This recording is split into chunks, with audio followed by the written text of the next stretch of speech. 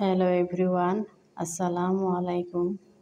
Welcome to my cooking house. আজ আমি আপনাদের কিভাবে খুব সুস্বাদুভাবে রুই মাছ বাচ্চাদের জন্য ভাজি করব তা আপনাদের সাথে শেয়ার করছি। প্রথমে আমি সামান্য একটু লবণ, এক চিমটি জিরা ও 2 থেকে 3টি রসুনের কোয়া ব্লেন্ড করে নিয়েছি।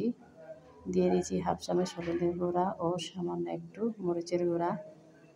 যেহেতু আমার ছেলে এবং মেয়ে খাবে তাই আমি মরিচের পরিমাণটা কম দিলাম।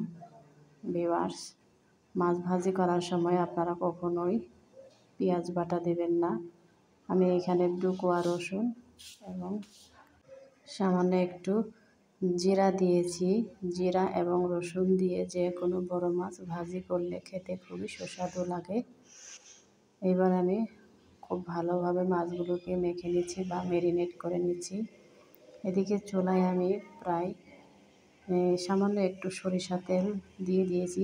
কড়াইটা খুব ভালোভাবে গরম হয়ে গেলে তারপরে তেল দিয়েছি। তেলটি খুব বেশি গরম হয়ে গেলে তারপর মাছ দিয়ে দিচ্ছি।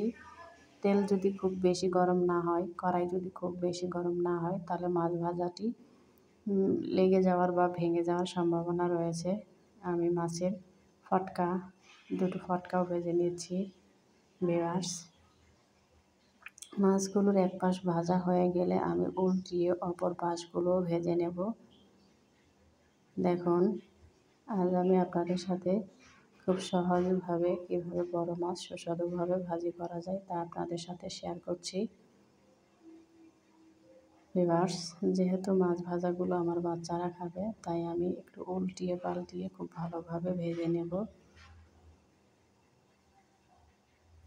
মাছ ম্যারিনেট বা মাখানোর পর যে মশলাটুকু রয়েছিল, সামান্য একটু মশলা, এই মশলাটুকু আমি মাঝখানে দিয়ে তেল দিয়ে ভেজে নিচ্ছি। এই মশলাটা গরম ভাতের সঙ্গে খেতে খুবই সুস্বাদু লাগে, তাই আমি মশলাটুকুও ভেজে নিচ্ছি। ভিউয়ার্স, যারা আমার ভিডিওটি দেখছেন প্লিজ লাইক দিয়ে ভিডিওটি দেখা শুরু করবেন। আর যারা নতুন আছেন অবশ্যই আমার ভিডিওটি ভালো লাগলে চ্যানেলটি সাবস্ক্রাইব করবেন, কমেন্ট করবেন।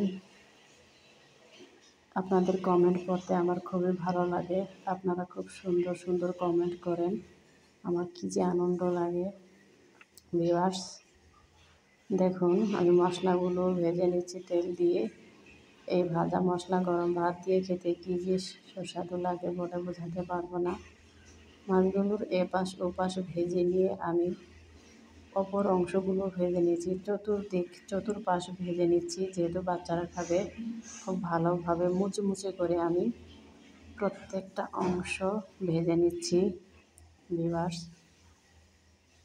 দেখুন আমি কিভাবে মাছগুলোকে ভেজে নিচ্ছি, কিভাবে উল্টিয়ে দিচ্ছি আমি সব। ভিউয়ার্স, আপনারা যদি মাছ ভাজা করার সময় এই টিপসটা ফলো করেন তাহলে দেখবেন আপনাদের মাছ ভাজিও খুবই সুস্বাদু হবে। তাহলে আমরা অবশ্যই মাছ ভাজি করার সময় কড়াইটা খুব ভালোভাবে গরম করে নেব।